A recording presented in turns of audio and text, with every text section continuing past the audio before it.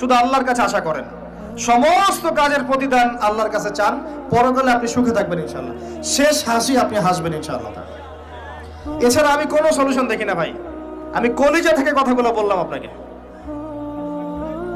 আর যে কথা কলিজা থেকে বের হয় সেই কথা আপনার কলিজার মধ্যে আঘাত করবে ইনশাআল্লাহ। সব কাজ শুধু আল্লাহর জন্য করেন, কেউ আপনার আপন না, আল্লাহ ছাড়া কেউ আপনার আপন নয়। আপনি ভুল করবেন যদি আপনি অন্য কাউকে আপন মনে করেন, আপনার পলিটিক্যাল লিডার, আপনার প্রশাসনের স্যার, আপনার পরিবারের স্ত্রী, আপনার সন্তান, হাবি হাবি যা যা আছে, যদি মনে করেন আমার আপনজন, আপনি ভুল করবেন। সবাই সবার স্বার্থ চেনে, সবাই সবার স্বার্থ চেনে, শুধু আল্লাহ আপনাকে নিঃস্বার্থভাবে ভালোবাসেন, আল্লাহ পাক স্বার্থ চান না।